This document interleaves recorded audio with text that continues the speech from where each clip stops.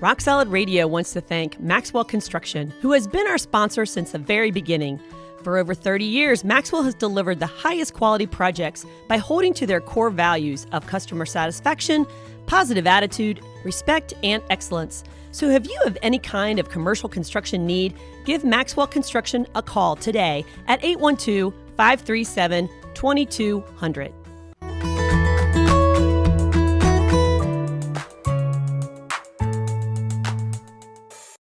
Welcome to Rock Solid Radio. I'm Linda Hutchinson, the Executive Director of Rock Solid Families, and I am here with my better half, Merle. Hi, honey.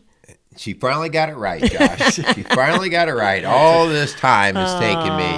That's not true at all. Well, yes, we're here, but we are not just here. We have a special guest in the house. If you are listening, you don't see this gentleman, but if you're watching, you see that we have a guest in the house. That's right. And we have prepped this out for the last couple of weeks. Yep. We've been, 2 weeks ago, we did something called the God-shaped hole, and basically filling the emptiness, the emptiness. What are you doing to fill the emptiness in your life? And we believe that God is where we need to go to fill that. And then last week we talked about the because us men can't figure out the hole, it's just too big. You just don't like that phrase. We went to the more separate areas, the emotional needs, where love and respect and trust and purpose and all these different emotional needs of how we try to fill this hole. And so we prepped everybody by saying we're going to have a guest who has the opportunity to share how he was going to fill that hole. And so today we would like to welcome our buddy Josh to the Rock Solid Radio podcast. Yeah, thanks for having me, guys. For real, it's actually a really big blessing for me to come do this. I was like, I wonder what I'm going to get on there. And then, sure enough, here I am. There you go. Josh Barth, by the way. And Josh, your name was really laid on my heart as we were prepping this series weeks and weeks ago. And so I told Merle I really would love to have you on to share. But before we get to your story, because this is going to be an awesome blessing, we want to thank our sponsors. We want to thank Casey's Outdoor Solutions and Maxwell Construction for their support of Rock Solid Radio, Rock Solid Families, and the messaging that we are trying to put out to help our community, help families grow closer to Christ and to each other. So very good stuff. Also, if we can help you as you walk through the show today and you listen, I think there are going to be things that are going to hit you in terms of maybe I can relate to the struggle that Josh has had or that Linda and I have had.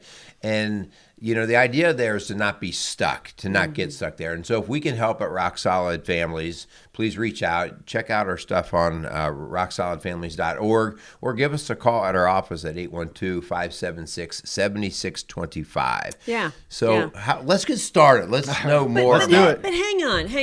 Because no, wait, but I'm not ready to hang on. Why? What are we doing? Before we get into Josh's story, you and I have had this little debate back and forth about God-shaped hole, Josh. Yeah. I don't know if you've been listening, but it's such a feminine way to describe it. It is. Like we need something. Yeah.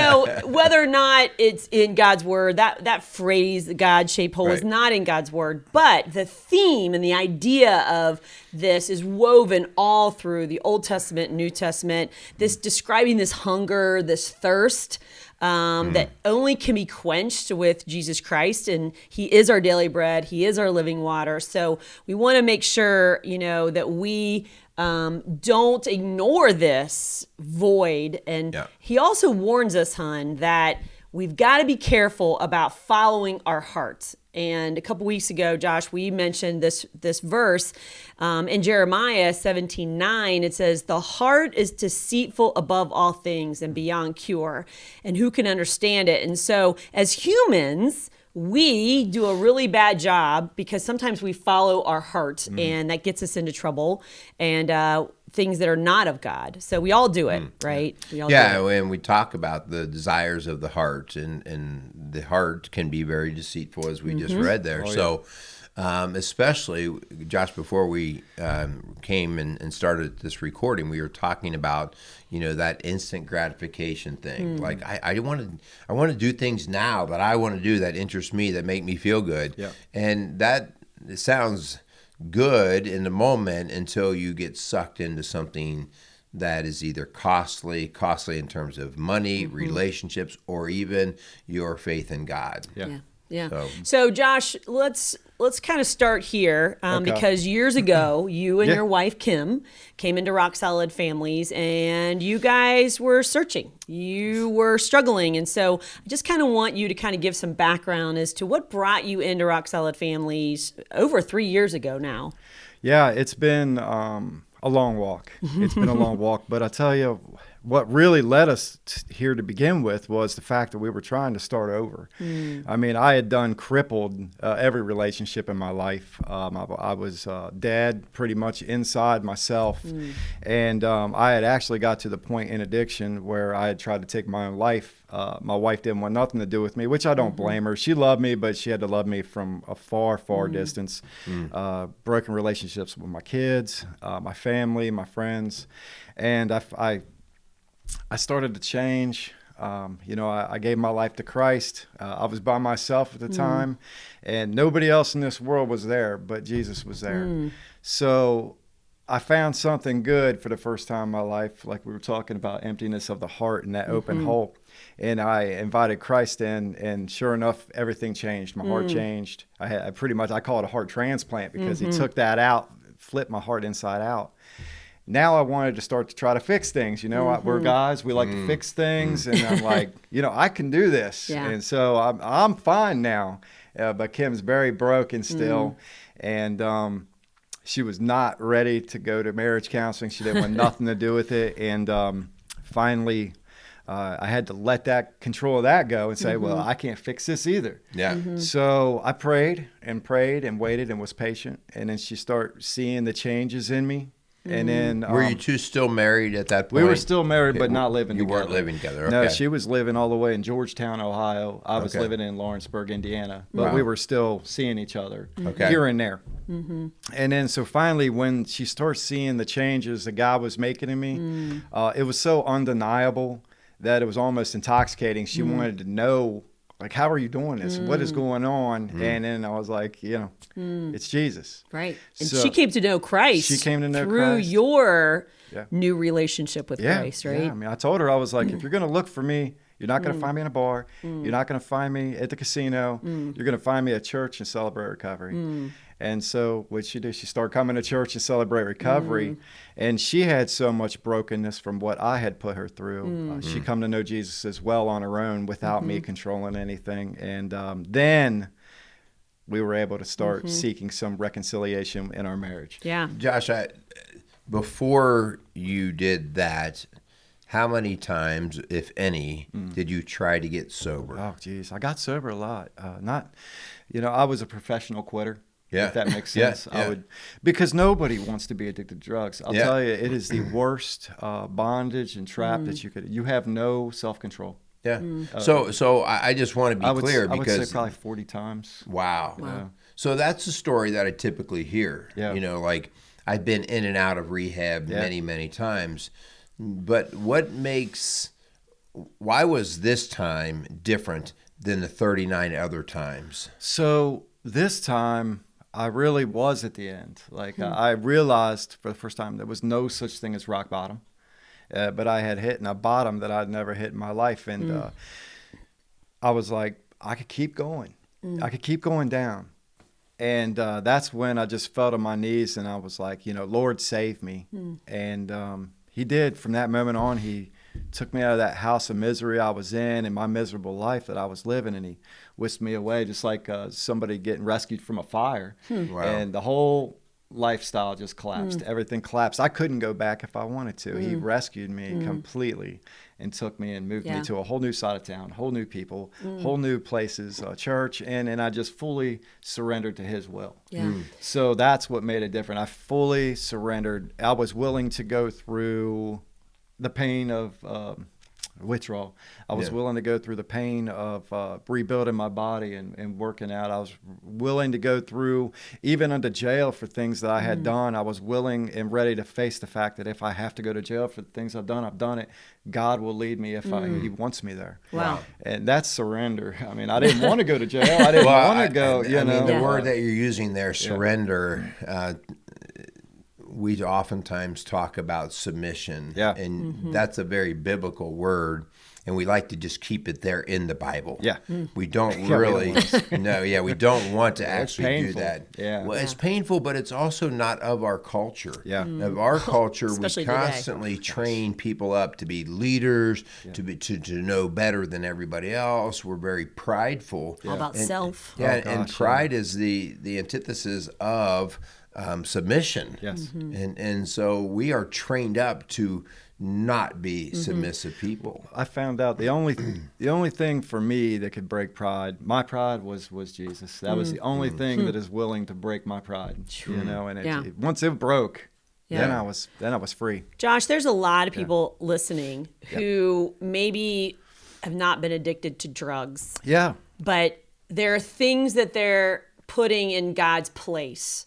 Looking back, can you think of anything else that you were putting in God's place on the throne of your heart besides, an addiction to drugs? So let's start with the deepest rooted thing that I was addicted to, and that actually was my wife. I put her on a pedestal. She was first above myself. Then it was my kids. My kids came second in my life. And I believed in God. I love Jesus, but I wasn't willing to put any time into him. But that sounds so good, right? I mean, there would be women out there that would love to be put on a throne. She did. She did, but it was at my cost. It's a lousy place because no one can live on a throne. I finally realized, when you put somebody else's happiness before yours all the time, they're not happy and you're miserable. And the way I dealt with that, in this is daily life. This is a marriage of about 6-7 years.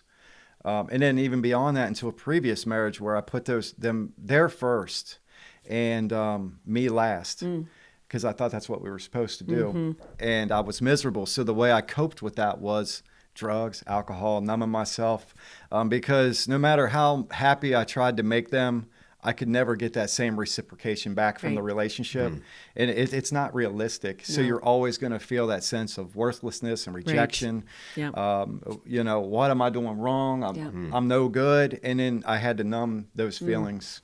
So let's just make it clear. We're asking you to put God on the throne. That God's the number one priority. Okay? Not self, not your spouse, not your kids. Not your work. Not your work. Because you were I worked a lot. You worked a lot. You worked a lot, and sometimes at the expense of your mental and physical health. And your wife was like, when is there time for anybody else or anything else? Well, money was another value to me. Like I had control to work. I would work. I was unhappy with my life, so I would work and work and work to get more money for things to try to make us happy. And in the end, it just wasn't. It was just another trap. Another road to lead to death. So I want to make sure that we put a caution up here because it sounds like what you did, Josh, is that you kind of came and it was Jesus and Jesus only. And so there's an extreme there that we want to be careful of because we can swing the pendulum and instead of filling it with everything and everyone, we can swing the other way and we can isolate ourselves and not remind ourselves that God created us to be in community, that we aren't supposed to live in isolation because the enemy really loves us when we are in there and isolate. He could defeat us. Right. So talk about that and what happened there. So and it's really weird because it's hard for me to say, but I'm an addict of all things, unfortunately. It's just, which is good now. But at the same time, I got to be cautious. So I found Christ. I found this one thing in the world that is good, and I wanted it all. I wanted it all. So I was devoting 8-9 hours into the Bible every day. I wasn't working at the time because my body was still rebuilding and healing. I was praying all day. I was just so absorbed in the gospel and in the Bible and in Christ and everything good, even church and those relationships, that I unknowingly really shut everybody else out as well. My dad, he was there for me, but I was like, hey, I got stuff to do. I got to read. And friends, and especially my wife and my kids, I still, even though I was being healed and healing, I still wasn't there for them because it was solely me and God. And I even said that, well, now she lost me to Jesus. And then once I had finally realized that, I start realizing now I have to put the things I learned of the Bible into action. Yep, that's true. Because even ministry can become an idol. It can.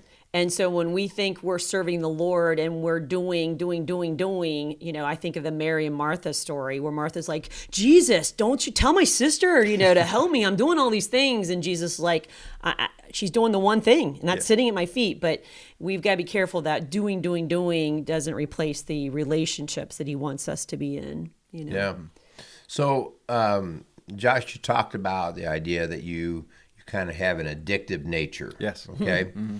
Well, if it's an addictive nature, then that means it is kind of how you're wired. How I'm wired, yeah. Yeah. I'm a lover of all things. Yeah, yeah. So how do you keep that in balance and in check today? Because, because you've introduced drugs into your system, we know people who've been sober for many years, and they'll have a setback. Yeah. Okay. And it's very possible. Yeah. Yeah. And so what are some of the boundaries? What's your lifestyle changes now so that you keep the holes filled and keep yourself more steady and moderate versus going to those extremes? Okay. So if I don't pay attention, if I'm not focused, I will tend to go one way or another.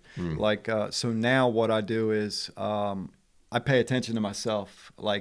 I never did that before. I never paid attention to me, So I'll even go as far as write down, what areas in my life are there any that are out of control? Is my marriage out of control, or is my work out of control? What's stealing my peace today? So if I have peace in my life, I know everything's good because I'm doing what I'm supposed to be doing. If I start getting chaotic, and upstairs, and my mind starts racing, I'm racing, I'm running here and there, then I'm not really paying attention to the fires that are starting to go on in certain areas of my life, like my marriage or my kids or my finances. Yeah. So I constantly stay aware of what I'm doing. Healthy balance. Healthy balance. I think you hit on something that is so important because every person out here that's listening right now is in this battle, even though they may not think of it because they don't see themselves maybe with drugs or something to that effect. But the idea that you said, when I'm at peace, and so Lynn and I struggle with this more with just time. Time is time. And all of a sudden we're both feeling kind of chaotic, and we're staying up late working on stuff, and we've got to catch up, and then there's tension in the house. And we've done entire shows many times about hitting this reset button about, okay, no wait, healthy balance. I'm feeling tension. I'm feeling tension. And so how am I trying to basically quench the tension, right? And so, I think that that's a great marker. That's a symptom that we better be in tune with when we're starting to feel out of peace. Yeah. Josh, I love your story, and we've stayed connected through the years, you and Kim, and just seeing what God is doing. So tell us a little bit about what God's been up to in your life since those days in our office, you and Kim kind of working out that healthy balance. So, God's been using me pretty wildly. So those of us that love our life will lose it. Those that lose their life for my sake will find it. And man, I found it. God has just used me tremendously just because of my willingness to be uncomfortable. So just like this show, I would have never done it before. But now we're doing Celebrate Recovery in Lawrenceburg. God has blessed me for some reason to lead that. And it's been an awesome mission. We're finding people that are just coming in broken. And it's not drugs and alcohol. We're talking real roots like lust. It's a big one: codependency, anger, depression, isolation, and hopelessness. Man, we are bringing hope to Dearborn County and Indiana for the people that had no hope. And they're finding freedom in that and becoming rescued. So done that. Member of the Walk to Emmaus, which I don't know if you know what it is, but it's awesome. And it's just been a blessing just to help disciple others. And I'll give you one victory that I wasn't going to share till Thursday, but my son is discipling this guy. He's investing in his life. My son's 20. He's going to Purdue. It's just been a complete massive change. And I never thought that I would have a son who's now discipling others. And it made me cry, man. It was terrible. Well, I love your shirt. Yeah. It says Celebrate Recovery, more than a church, we're a family. And there's some out there. We've mentioned Celebrate Recovery before. We've even done a show on it. But tell us a little bit for those who don't know or aren't aware of what CR is. We oftentimes just call it. What is CR? What's Celebrate Recovery? CR is a 12-step faith-based program where we acknowledge Jesus Christ as our higher power, okay? So you say 12 steps and they're like, oh, it's AA or NA or I'm not a drug addict or an alcoholic. When you take the drugs away, we're all even, okay? So that's the one thing I found out in this life is that the drugs were just the top of the cake or the icing. Yeah. Once you take that problem off, then we just all have the same onion layers. Yeah, so whether it's lust or trying to fill that with other relationships, you know, I did that too, where I was just relationship to relationship to relationship. The only thing that went with me was me in all those relationships. In all of them, Oh, it was terrible. Yeah. And so through this program, we gained community.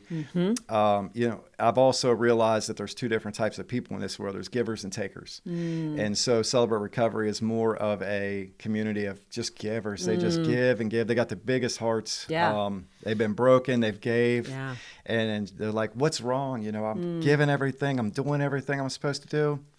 And it's not right. Like, we have to take care of ourselves first. And put God first, then ourselves, and then others. Because if we can't take care of ourselves, we are not going to be able to take care of others. That is, we talk about that idea in marriage all the time. If we have a couple that comes in and they want to work on marital things, and then you find out that one of them has a particular issue, maybe an addiction or an illness or something. That's it. If we don't work on their individual health need first, you can't really do much with the marriage because that need is basically covering up the marital stuff. So we have to be healthy individuals. And it's not, you know, I mean, there's balance to that, right? I mean, we can't be just constantly self-indulged in all of our own things, but we have to be healthy. Yeah. Just like I use the old analogy of the airplane and how they ask you to put your oxygen mask on first. That's a great analogy. You know, before you help anybody else. You have to. And that's so important. You know, if you are listening and you're not in the Cincinnati or Lawrenceburg, Indiana area, you can actually go to celebraterecovery.com, I think it is. There's an app and everything. And you can search, you put your zip code in and you can find a CR group in your area. They're all over the nation. And so we've got, in the Cincinnati area, I know we've got 4 or 5 strong, I mean, many more, I'm sure, but right in our local area, many of them are very strong and healthy and really making a difference in our community. So, for sure, you know, it's definitely making a difference. So, you know, Josh, think about this, you know, I thank you for coming in and sharing your story and being transparent and honest. As you said, I'm an open book. Yeah, you know? I have to be. That's my life. Because I believe anything we keep in the dark, Satan uses against us. So if like there was some hidden things that you're, you know, not sharing or not working through or working out, man, it's like a splinter. If you don't get that splinter out, it's going to get infected. It's going to get infected and it's going to get worse. And so anything that we keep in the darkness, Satan uses against us. But anything, the good, the bad, and the ugly, we bring out into the light, then God gets to use it. And so we believe that that's, you know, so Josh, what are the blessings that you've experienced by just putting God on the throne? What would you say would be some, just for people who maybe are like, I don't know if I really want to go work these steps and do the work. What would you say are some of the blessings? You know, the blessings of God and the blessings of Celebrate Recovery are a little different, but the blessings of God that he gave me from inviting him in was new life. I mean, just a fresh breath of air. The bricks are out of the bag that I was carrying around all my life, you know. And but Celebrate Recovery gives me the tools to actually go through these on a daily basis and figure out, you know, what am I struggling with? Am I carrying a resentment for this person? Why am I in a bad mood? Why am I reacting in anger? Why am I thinking these things? You know, and I get to write it down and talk to people like yourselves and say, hey, you know, what do you think about this? Or what do you think about that? People that have had wisdom going through problems that I've been through already or are currently going through. Relationships are a big one. That's usually the root. My root of my addiction was rejection and abandonment. Wow. You know, so once I realized that I have an issue with rejection, I have to watch that, because say, you know, I'm really wanting to get to know you as a friend, but you're like, I don't want anything to do with this guy. I'm like, what's wrong with me? You know, and then I take it personal, and then it makes me feel justified to go use drugs or alcohol to kind of deal with that. And so how far back would you say that those feelings of rejection and abandonment went to? 12. Yeah, 12, 13. Was it a parental rejection? No, it was just I wanted to be included with friends, you know, and in school, and I never felt like I really had a place. I wasn't a big sports guy. I wasn't a big nerd at the time. And so I had a broken family, and so I went with the broken kids. They accepted me, you know, right there. The broken kids that were on drugs and drinking, they accepted me. Yeah. And then so now I wanted to be accepted by them. And then so I had to do the things they were doing, even though I didn't want to, like smoking weed or drinking or partying or having sex at an early age. Yeah. Those were just things that I was expected to be, even though I wasn't. But that's what it took to be accepted by that group. Yeah. Hun, that goes back to your essential 8 last week that we talked about, and one of them was purpose. When you don't know your purpose, you don't have any identity and faith in a God who loves you, who's created you for an identity and purpose, then you go search for it. You go searching and filling with whatever, whether it be a gang, whether it be drugs, whether it be stealing, lying, cheating, whatever. You're going to find that way to find, like, I'm good at this. Yeah. Maybe I'm not being accepted by my peers or my family, but I'm good at this. Exactly. You know? Like, this is easy. Yeah. So, the biggest thing I see now, and I get to look back on this, was how these kids are now groomed, so to speak, to start getting boyfriends or girlfriends at like age 8, 6, 7, 6. And it's like, man, oh man, you know, they're going to be codependent before you know it. Yeah. And then they're like, well, they broke up with me. Yes. We should not have broken hearts at 7 years old. No. You know, it's just a terrible We should be thing. worrying about if we're going to swing or still go on the slide on the playground, right? Life can be fun. And now it is. It's a blast. I have Yeah. a blast with my life. Yeah. You know? Yeah, for sure. Josh, I think there's just so much that our listeners can take from this, but I think one thing that I'm trying to grasp out of this, because of working with people all the time, is, you know, most of us live kind of a get by kind of life, right? Like I'm not in jail. I'm not fully addicted to heroin. Yeah, I'm not doing nothing wrong. I'm not as bad as you are. Yeah. Okay. But we're just right under the threshold, right? Maybe we're being consumed by our job. Maybe we're working 50 or 60 hours a week, and our wife and our kids aren't getting as much time. Maybe we're being consumed by our pocketbook, or, you know, our expenditures. What are some things that you, and the work that you do now, and you've really been quite a study at just getting through these things, what are some things, maybe some red flags that you see in people's life when they are kind of, they're messing with fire maybe? Yeah. Just be careful, because most of these things are traps. They all lead down the same road. Get into a group that can help you for real, because it's we got to have community around us. It is so easy for me to say I got this, and I know what I'm doing. I can figure it out on my own.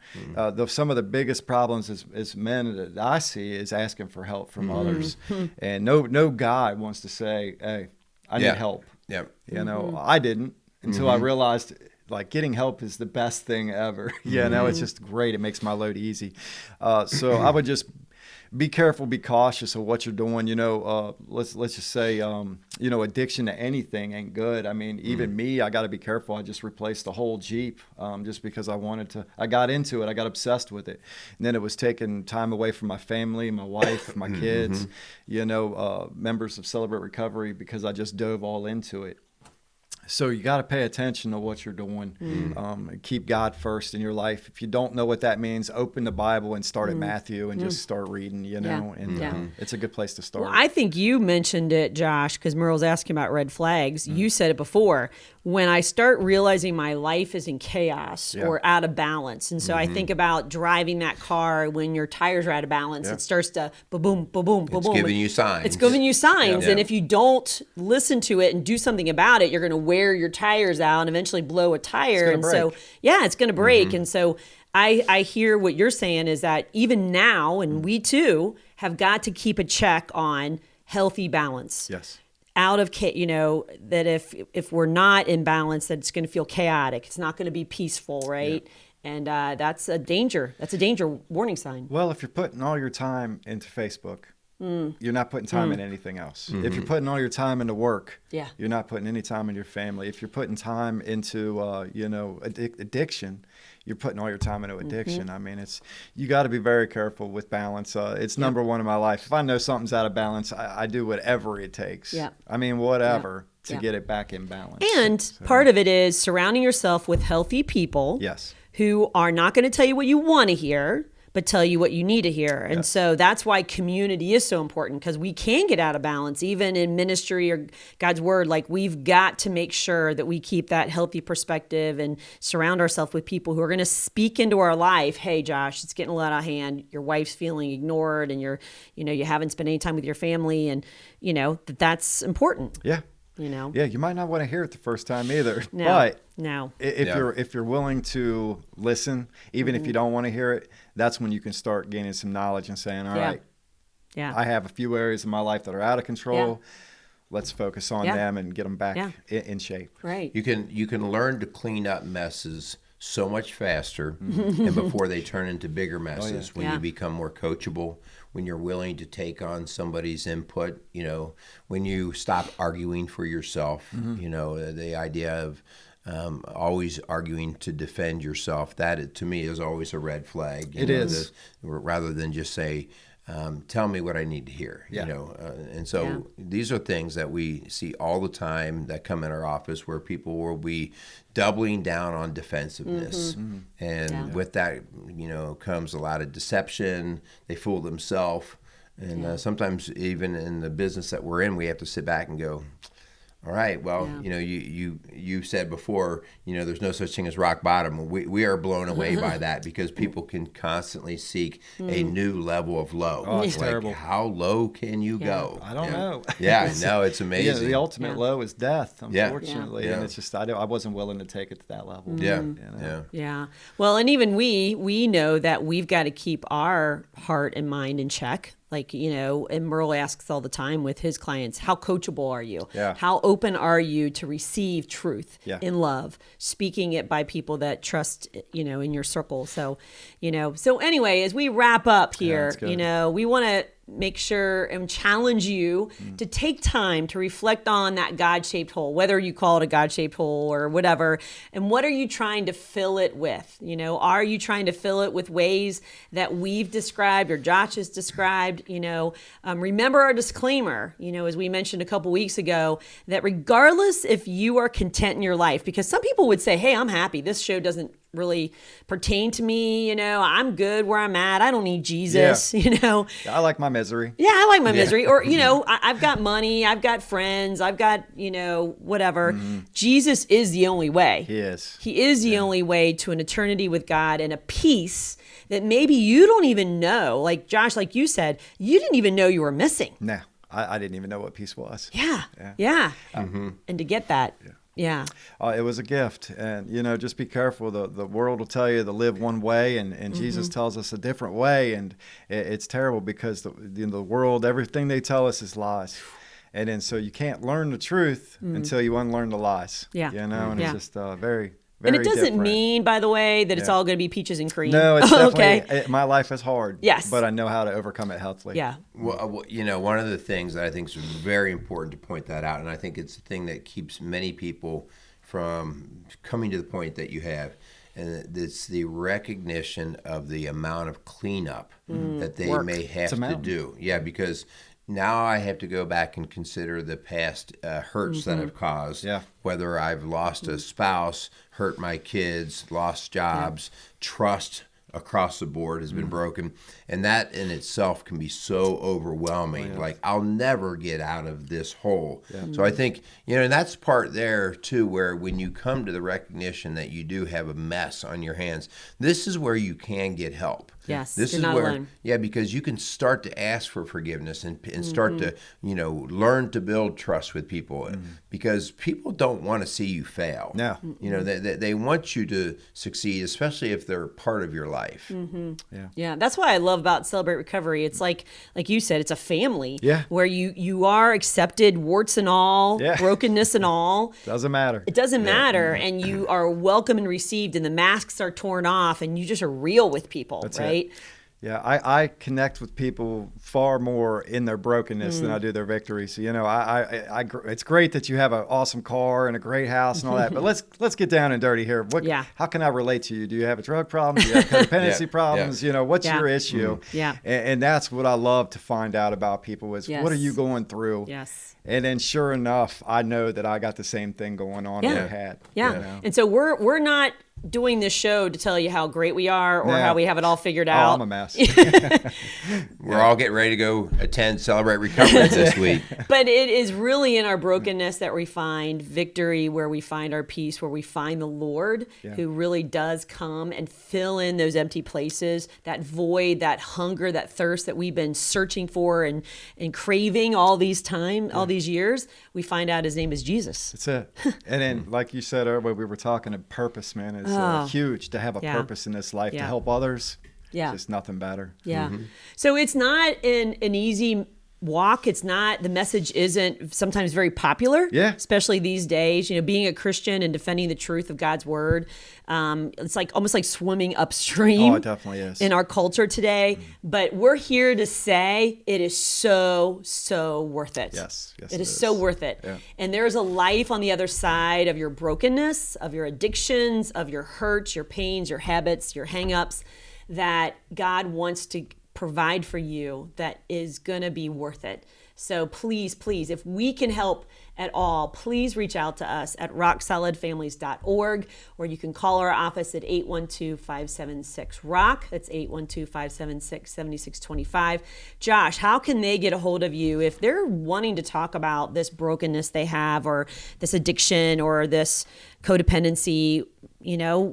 How can they get a hold of you? All right. So you can go to my Facebook page, Josh Barth, and just message me from there. Or you can go to Celebrate Recovery Lawrenceburg, and it'll give you a message button on there as well. Or you can feel free. All this stuff is in confidence. I don't spill anybody's secrets or share anything because I don't want anybody to do that about me. You know, like my life is. You've already told all your secrets, that's my job. Done. I got to keep sharing my secrets. But at the same time, it's just a good place where you can come down and be transparent with people and not be judged for the first time in your life. It's a good feeling of like I said, the weights are out of the bags. It's just freedom. Yeah. And again, if you don't live in the Lawrenceburg, Indiana area, then go to celebraterecovery.org and .com and find a group, a meeting near you, because there is one close. Yes, there is. Yeah. They're everywhere. Yeah. I just went up to South Dakota and visited one up there. So, wow. Yeah, that is cool. very cool. Yeah. Well, Josh, we want to thank you. Yeah. We want to thank you for your vulnerability to share your story. I think that it's just going to continue to open up doors for other people and bring a real purpose to you and to others and just all of us. So we want to thank you for that. Oh, no problem. We also want to thank our sponsors again for giving us the opportunity to put out these kinds of messages. And so we want to thank Maxwell Construction and Casey's Outdoor Solutions for sponsoring the Rock Solid Radio show. As Linda said before, if we can help you, reach out to us. It's part of what we do. There's not a cookie cutter approach to any of this. It's always learning your story and figuring out how we can actually get in and help. So please feel free to reach out. So let's go ahead and sign us off. Yeah. Thank you so much, Josh. Appreciate you and Kim, your wife, for just really being vulnerable and sharing your story. God is definitely using it, and I'm so thankful for that. So we want to thank you for listening to Rock Solid Radio, building a stronger community, one family at a time. Make it a great day. Thanks, sir. Oh, yeah. Good job. Yeah, it was my pleasure. Yeah, it was awesome. Appreciate you. Rock Solid Radio wants to thank Casey's Outdoor Solutions. Casey's is a premier garden center and gift shop located in Lawrenceburg, Indiana. They offer a wide selection of high-quality plants, landscaping materials, and home decor. They do amazing high-quality work and can help you transform your indoor and outdoor living spaces into something beautiful. So stop by Casey's Outdoor Solutions today and let them know you appreciate their support for Rock Solid Radio. Visit Casey's today at 21481 State Line Road, Lawrenceburg, Indiana.